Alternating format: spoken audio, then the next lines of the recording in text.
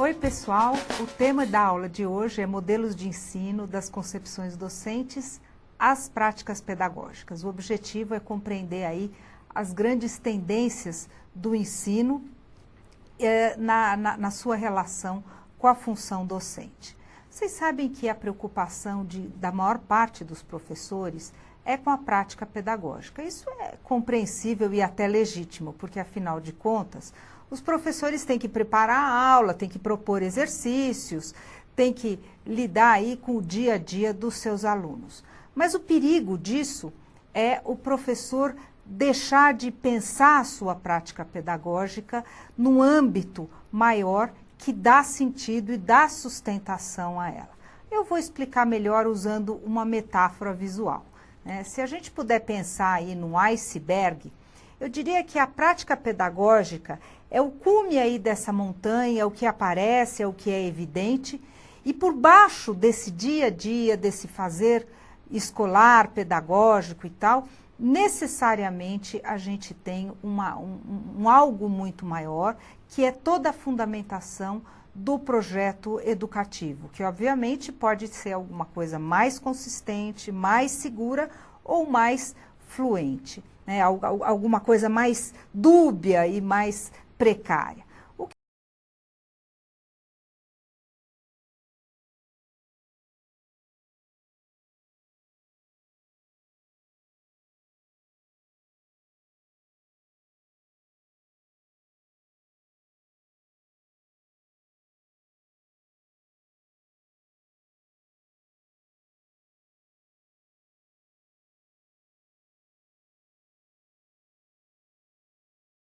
eu estou querendo chamar a atenção de vocês é para o perigo que existe destes professores que ficam aí no alto deste morrinho só pensando na prática e assim, tomados pelo ativismo da prática pedagógica sem compreender as razões ou sem ter critérios para tomar decisões.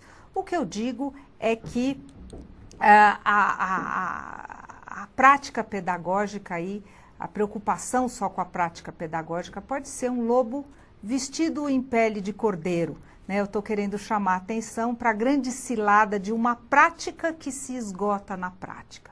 Quer dizer, quando o professor perde de referência a fundamentação do que ele faz, muitos problemas podem acontecer, como por exemplo a ideia de que os fins justificam os meios. Desde que o menino aprenda a tabuada, qualquer jeito é válido. A gente sabe que não é bem assim, porque a gente pode aprender a tabuada e aprender ao mesmo tempo a odiar matemática, o que não deveria acontecer. Ou então, em segundo lugar, a insegurança do professor, o professor que fica sem critérios para pautar aí o seu dia a dia. Em terceiro lugar, o desequilíbrio do projeto educativo, ora dando uma ênfase para o espírito crítico, para a criatividade, ora propondo aos alunos práticas de submissão e silenciamento. Outro problema que pode acontecer é a falta de diretrizes e de critérios para organizar esse fazer pedagógico. O professor acaba ficando meio perdido porque ele não sabe exatamente no que se pautar. Da mesma forma, as dificuldades para planejar e avaliar o ensino. E, finalmente, a trajetória incerta dos alunos e os resultados inexplicáveis. O que seria isso? Resultados inexplicáveis, aquela situação que você ensinou e o aluno não aprendeu. Ou então a trajetória incerta, aquela criança que no quarto ano era um excelente aluno de matemática, passou de ano, mudou o professor e ele vira o pior aluno da matemática. Tudo isso a gente sente quando a prática pedagógica não é subsidiada aí por diretrizes que deem coerência ao processo educativo. Eu estou querendo dizer que a prática pedagógica nunca, jamais é neutra.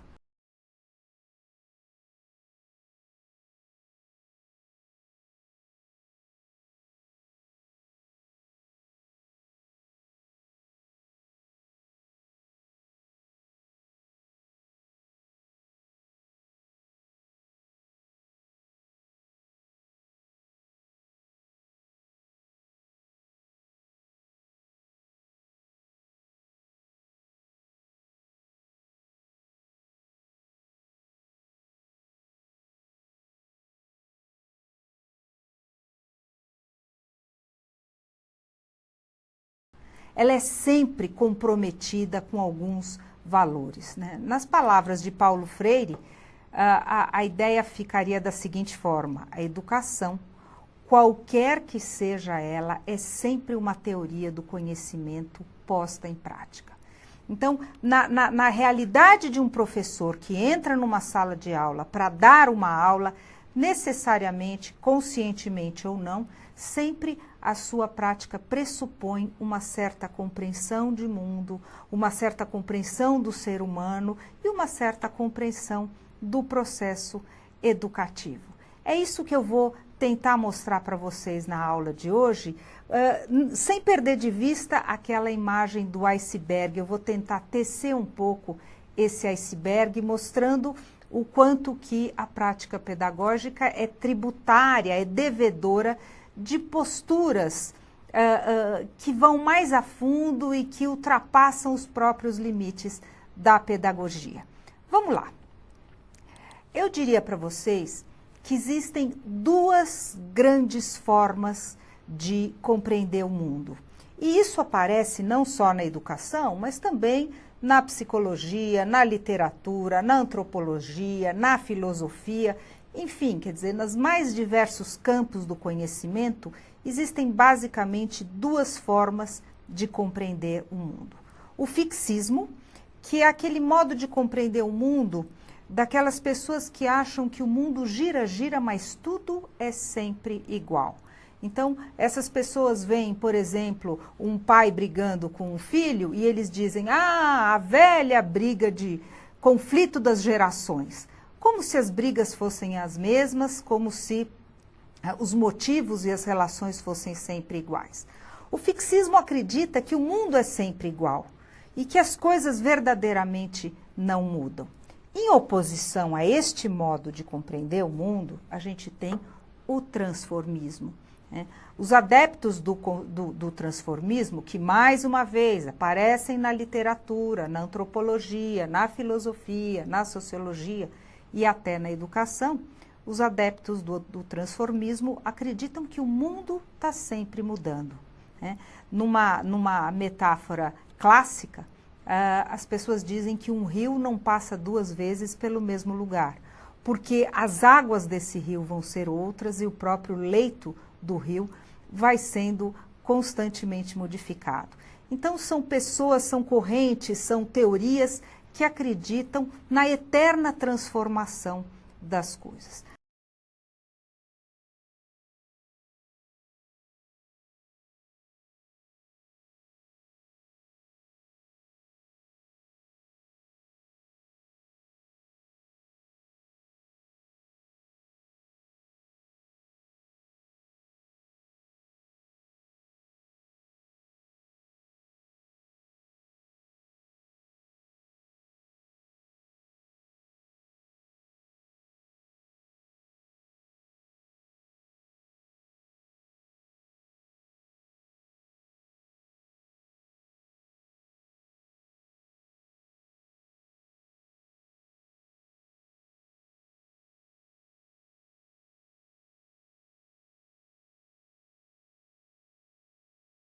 Correspondente a essa visão de mundo, nós temos a visão, a concepção do que seja o homem, o ser humano. Então, correspondendo ao fixismo, nós temos o essencialismo. O essencialismo é aquela corrente de pessoas que acham que o ser humano tem uma essência, que o homem é imutável, que existe uma base comum em todos nós, em todos os seres humanos, e que isso é dado, é posto, e não há como mudar essa essência. Em oposição a essa visão, e aí correspondendo ao transformismo, nós temos o relacionismo. O relacionismo é uma corrente de pessoas que acham que o ser humano se constitui a partir das relações com as pessoas, das relações com os objetos de conhecimento, das relações com a cultura. Então, pode até existir algumas disposições básicas do ser humano, mas que só se concretizam e se desenvolvem a partir das múltiplas experiências e das relações. Vejam que são posições, formas de entender o mundo e o ser humano completamente diferentes. E é claro que elas têm as suas consequências no campo da educação.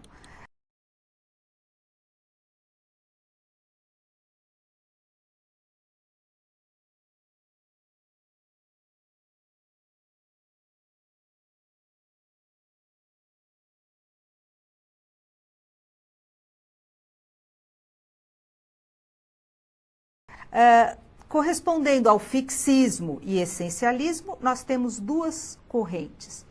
O inatismo, que acha que o ser humano, ao nascer, já é tudo. Ele já tem uma predisposição, ele já tem os dons, ele já está quase que pré-formado. Ele já vem aí com um manual de programação meio que resolvido, né? Então, ele já tá pronto. O empirismo, ao contrário, diz que o ser humano não é nada. O ser humano é como um papel em branco que tem que receber tudo de fora para poder se constituir. Veja que interessante.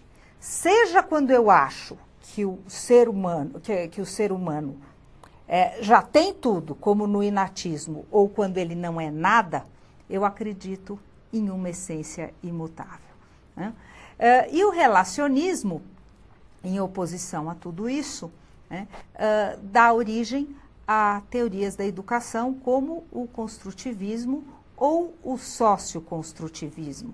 São modos de pensar a educação que acreditam neste ser humano que aprende a partir das experiências, das relações. O que eu vou tentar fazer a partir de agora é aprofundar um pouco esses três grandes modelos de ensino, o inatismo, o empirismo e o construtivismo, fazendo uma síntese do resumo, do mais sintético do resumido do resumo, né? Tentando botar em um slide só para que vocês possam captar aí as diferenças fundamentais, lembrando que na prática os limites entre um e outro não são assim tão radicais, mas eu vou tentar fazer aí uma caracterização de cada um destes modelos. Vamos começar pelo empirismo.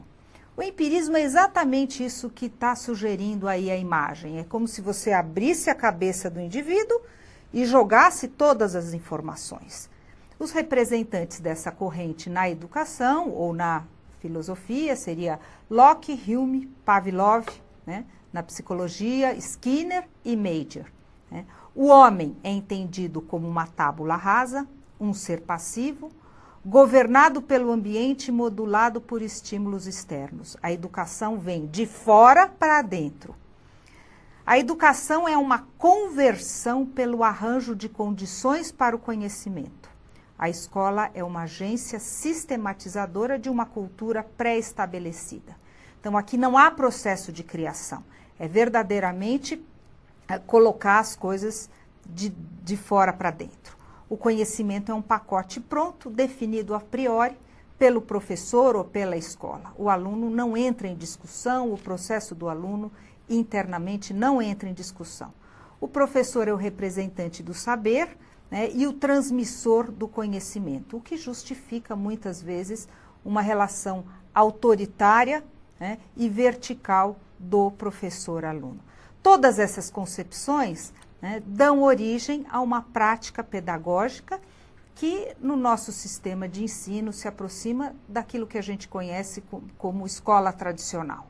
Um ensino fragmentado sobre a forma de dar e tomar o conteúdo, é o famoso toma lá, dá cá, né, independentemente da realidade do aluno. Existe aí a pretensão de controle do processo homogeneizar e a homogeneidade no desempenho. O ensino vai sendo dado em doses homeopáticas, né, e acredita-se que por essa única via de intervenção, o aluno deva ter um desempenho aí igual a de todos os seus colegas. Vamos passar agora para o inatismo.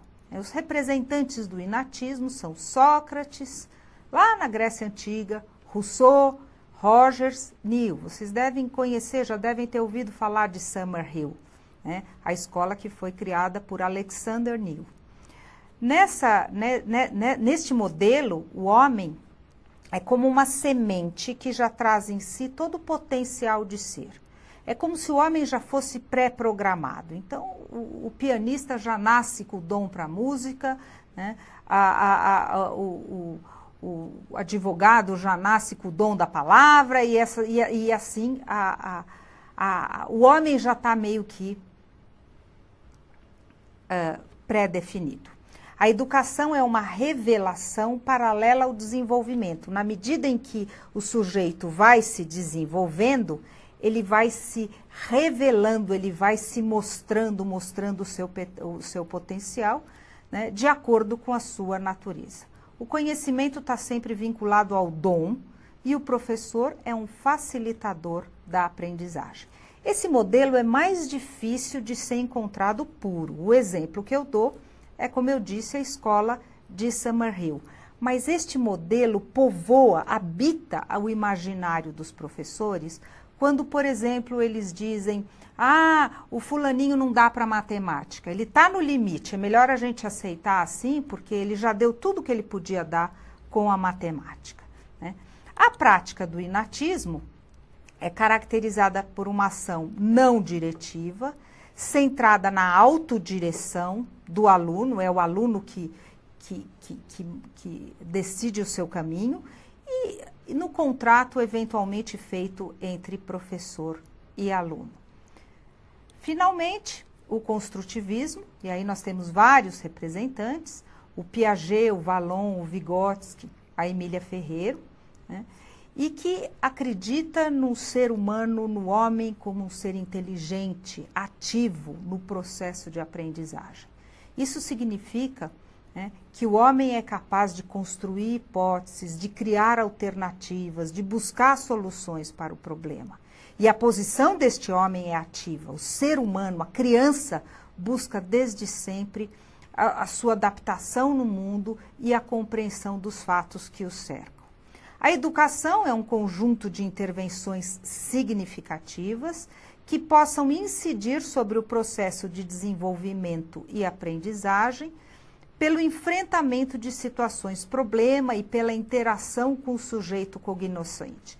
Então, quando a criança entra em situações problema, em situações de conflito, e se relacionando com os outros e discutindo e buscando soluções, é que realmente o processo educativo vai acontecer.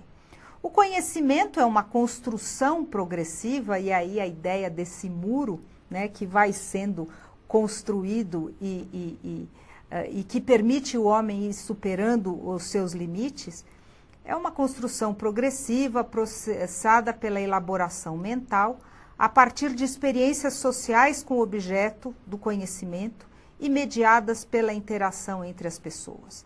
Então, vamos traduzir isso um pouco. Quanto mais este aluno convive, por exemplo, com a situação da língua escrita, né, mais ele se envolve, mais ele tem chance de pensar sobre esse objeto de conhecimento, e aí ele começa a tentar compreender o sistema o funcionamento do sistema da escrita, né?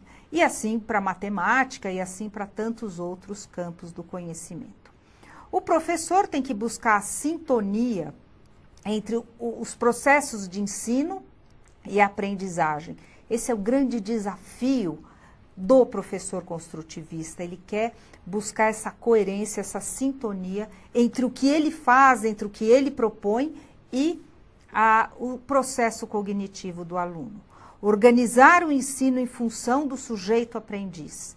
Atuar como problematizador e desestabilizador em situações conflitivas, que nada mais é do que ficar cutucando o indivíduo para que ele pense sobre aquele assunto, para que ele problematize, para que ele crie as suas hipóteses. E valer-se dos erros como oportunidades pedagógicas. Então, o erro, que é um pecado em outros modelos de ensino, vai ser aqui valorizado como um caminho para o acerto, como uma possibilidade de compreender a lógica do aluno.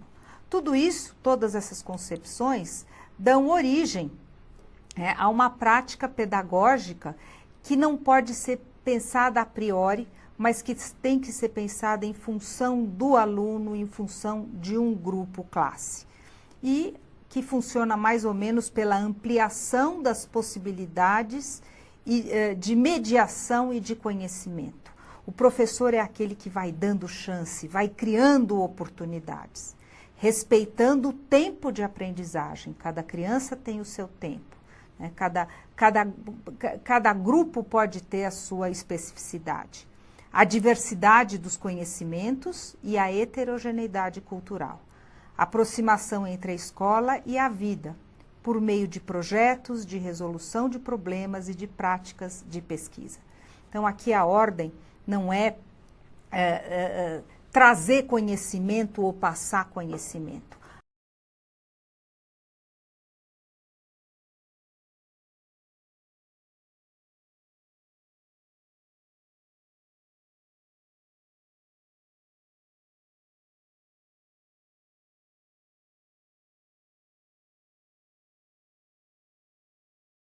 A ordem aqui é criar condições para que o aluno possa pensar sobre esses temas, possa pesquisar e possa se constituir como senhor da sua própria aprendizagem.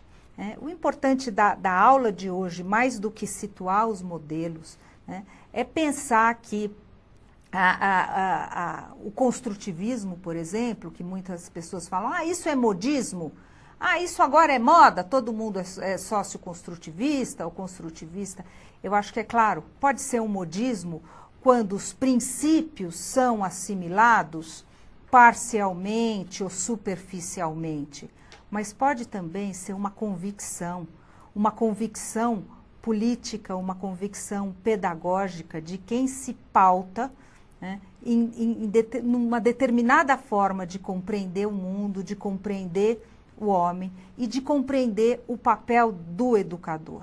É importante que a gente tenha uma clareza, né, dessas várias possibilidades do ensino, embora, como eu disse, eles não sejam tão estanques, eles na prática é muito difícil a fronteira entre um e outro, mas é importante a gente ter clareza do que isso significa, não só para organizar as práticas de ensino, mas também para repensar a relação professor-aluno, que vai ser objeto da próxima aula com o professor Gabriel Perici. É isso, muito obrigada.